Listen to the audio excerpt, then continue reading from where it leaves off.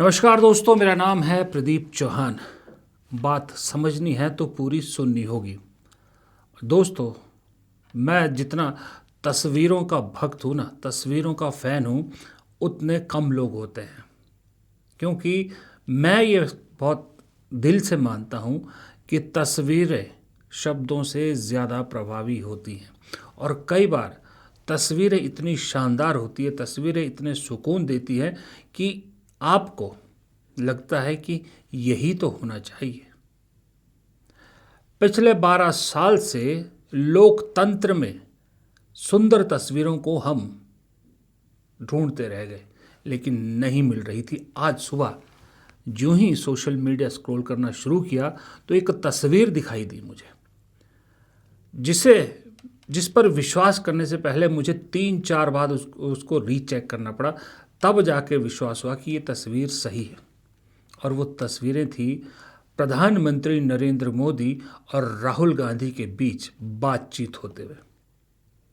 लोकतंत्र में इससे ज़्यादा सुंदर तस्वीर क्या हो सकती है कि देश का प्रधानमंत्री और एक नेता विपक्ष, बेशक सदन में और अपने उसमें राजनीतिक उसमें एक दूसरे के बारे में कुछ भी कहें, लेकिन रिश्तों में कड़वाहट ना हो, एक दूसरे का सम्मान भी उतना ही करें।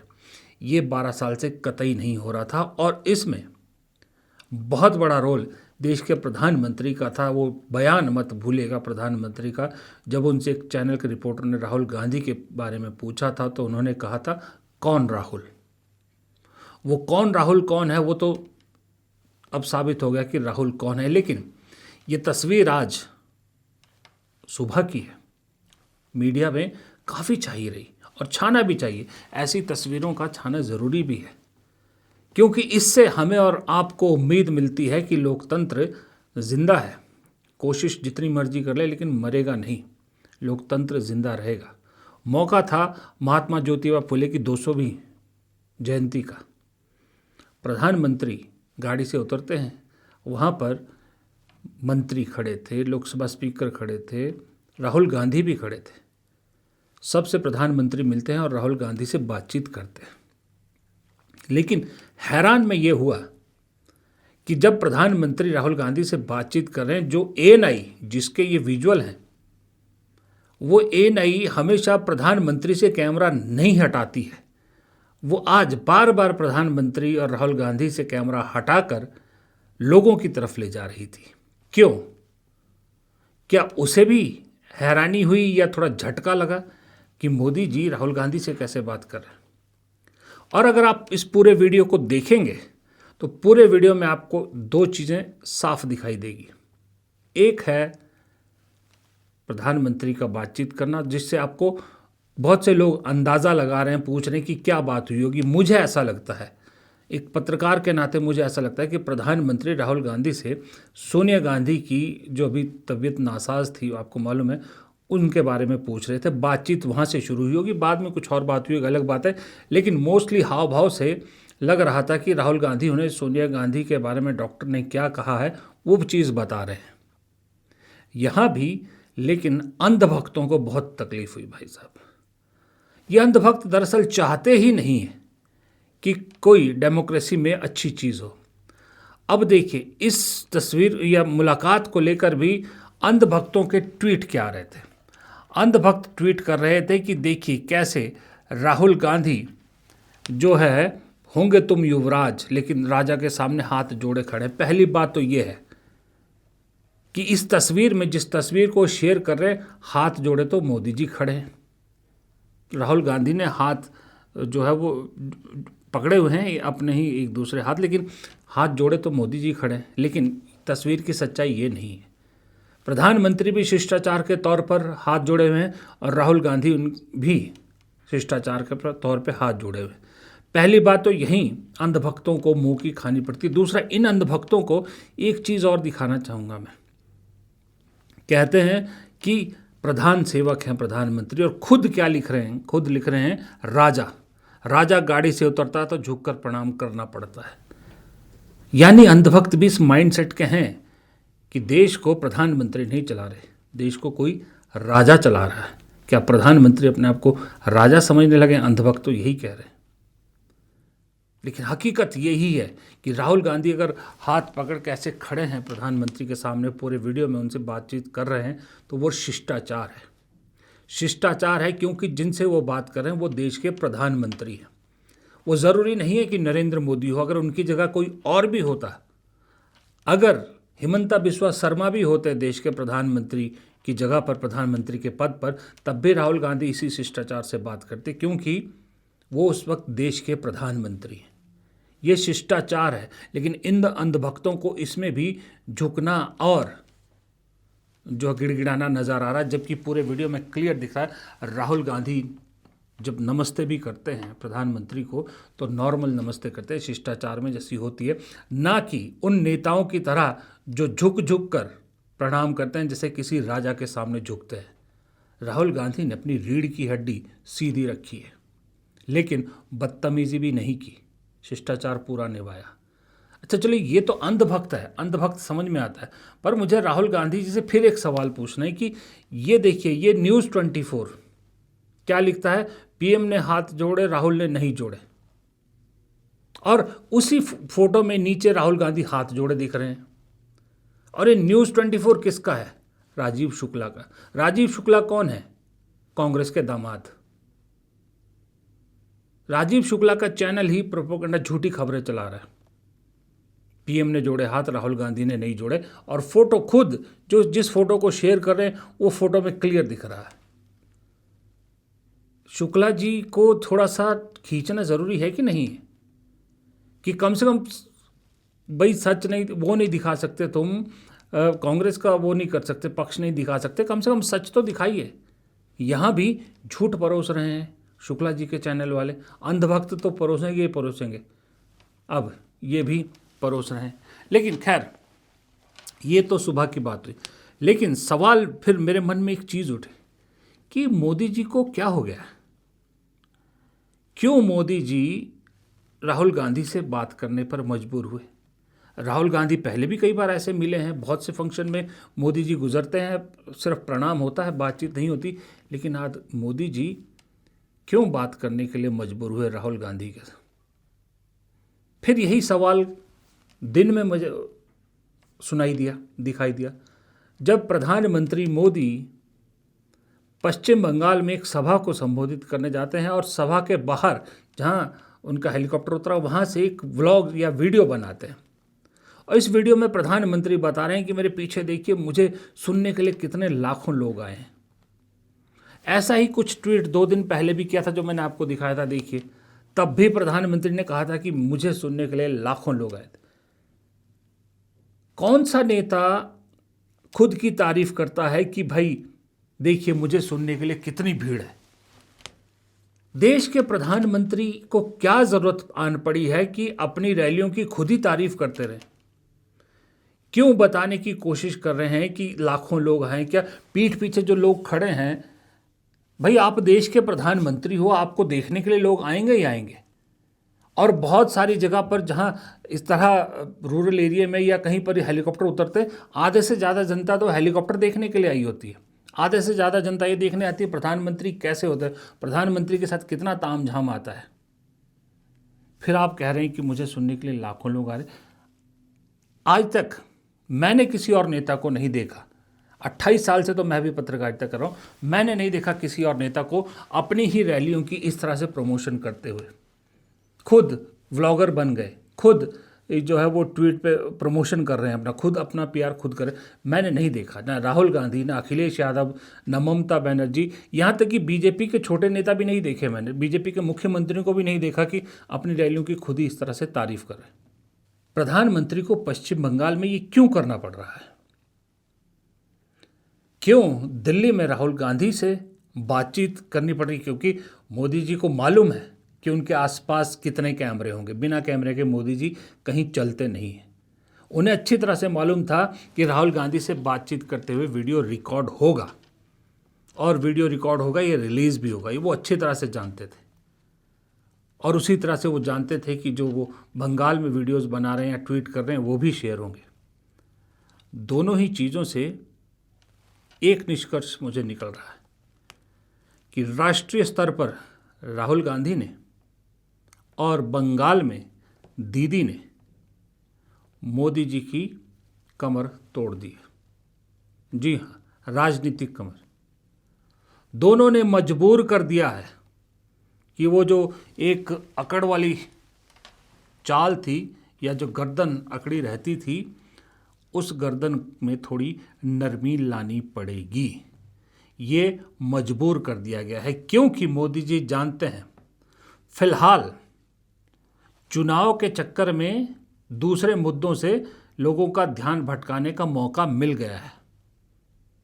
लेकिन जैसी चुनाव खत्म होंगे, फिर बहुत से सवाल खड़े हैं जो राहुल गांधी पूछेंगे, जो ममता बनर्जी भी पूछेगी, जो ये देश भी पूछेगा।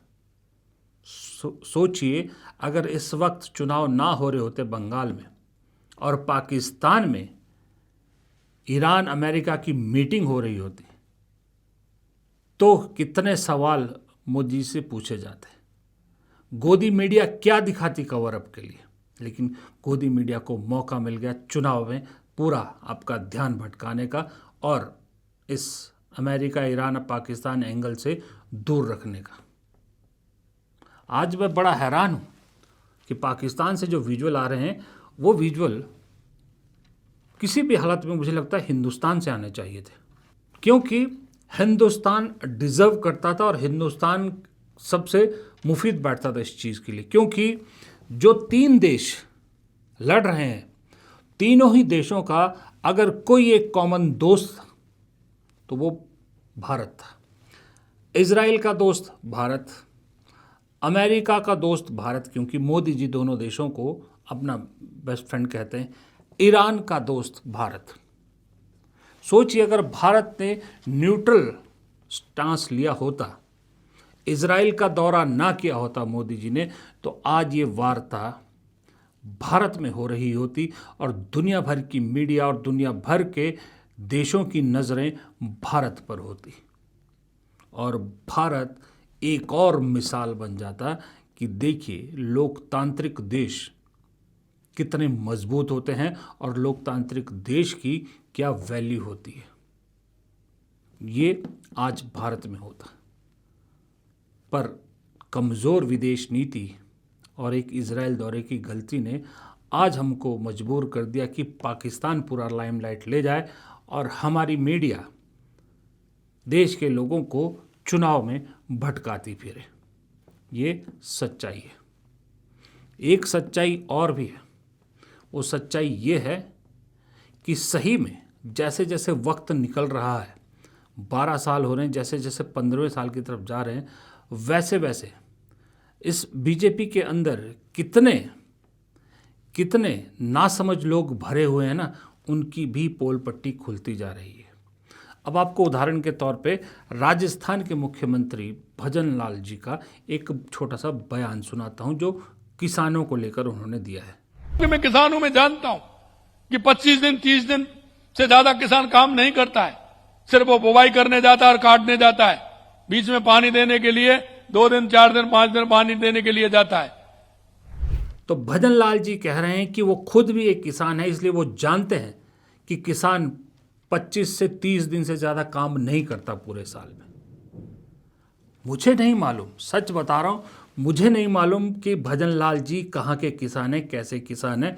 मैं भजन लाल जी को चैलेंज करता हूँ। मैं खुद एक ऐसे परिवार से आता हूँ जहाँ बागवानी होती है।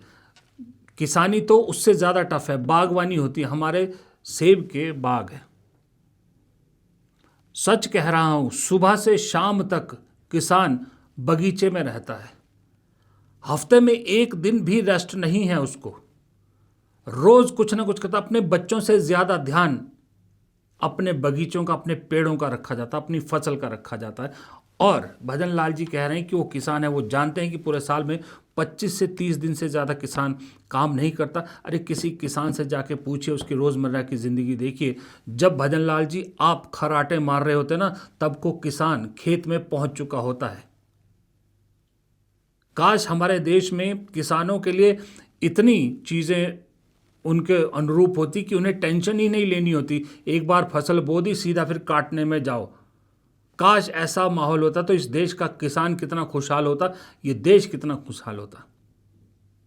ऐसा तो जो भजन लाल जी कह रहे हैं, पूरे दुनिया में किसी देश के किसान शायद ये सोच भी नहीं सकते जो वो कह रहे हैं कि बस फसल बोई, कई बीच में 2-4 बार पानी डालने गए, फिर फसल काटने गए, हो गया काम।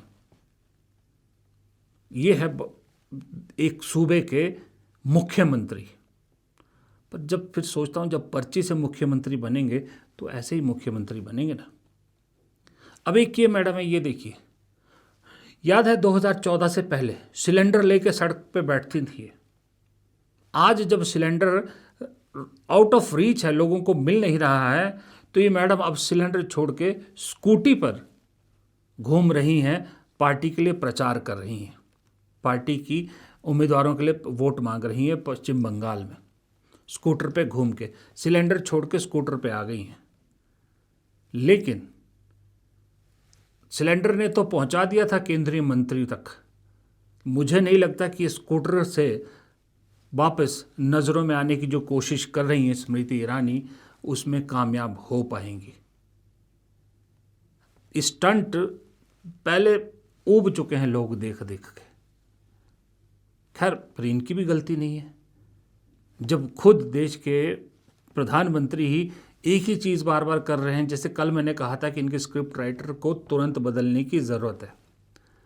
एक ही स्क्रिप्ट बार बार, अब आपकी स्क्रीन पे 2 शॉट है, देखिए, वही पिछले 14 साल से 12 साल से झंडा दिखाते हुए, ट्रेनों को हरी झंडी दिखाते हुए, और वही रैलियों में हर बार एक ही सीन, कोई तस्वीर लेके खड़ा होता है, मोदी जी तारीफ करते हैं, एसपीजी से कहते हैं इनसे ले लीजिए, चिट्ठी लिखूंगा, मैं ये करूंगा, सेम स्क्रिप्ट, सेम विजुअल, सब कुछ सेम।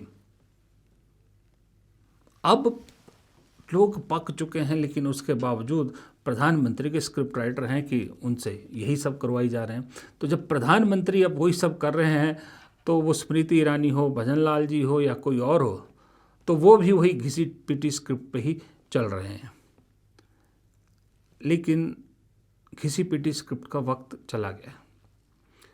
जिस देश को, पहले वाली बात पे जाऊंगा जहां पर उस अंधभक्त ने राजा लिखा था मोदी जी को, उसी पे लौटूंगा अंत में, कि राजा, जब प्रधानमंत्री राजा समझने लग जाए अपने आप को और उनके खासम खास भी उन्हें राजा की तरह ट्रीट करने लगे, तो उनका भी दिमाग ख़राब होता है कि राज उन्हीं का चल रहा है। और उस दिमाग खराबी में ये अंधभक्त कई बार अपनी सीमाओं से कहीं आगे निकल जाते हैं। ये वीडियो देखिए, ये अंधभक्त बीजेपी का झंडा गाड़ी में लगाए नेपाल में पहुंच गए। नेपाल में जेनजी ने पूरी सरकार पलट दी है, युवा सरकार आई है, लोगों ने तुरंत बीजेपी का झंडा उतरवाया, कहा ये देश का झंडा थोड़ी है, या तुम्हारे उसकी पार्टी थोड़ी का है, ये पार्टी का देश थोड़ी है। उतरवाया ना झंडा। 2 दिन पहले 3 दिन पहले ऐसे ही एक गुटखा थूकने वाले से नेपाल में लोगों ने साफ करवाया था, जो उन्होंने सड़क पर थूका था। अरे जब नेपाल जैसा देश, हमसे इतना छोटा, इतना गरीब देश जाग सकता है, तो हमारे यहाँ क्यों नहीं जागेंगे लोग? जागेंगे, ज़रूर जागेंगे। शुरुआत हो चुकी है, बस थोड़ा और इंतज़ार बाकी है। फ़िलहाल इस वीडियो में इतना ही। वीडियो पसंद आया तो लाइक कीजिएगा, शेयर कीजिएगा, कमेंट बॉक्स में आप भी अपनी राय ज़रूर दीजिएगा इस मुद्दे पर जो मैंने मुद्दे उठाए हैं, और चैनल को सब्सक्राइब करना मत भूलिएगा। नमस्कार।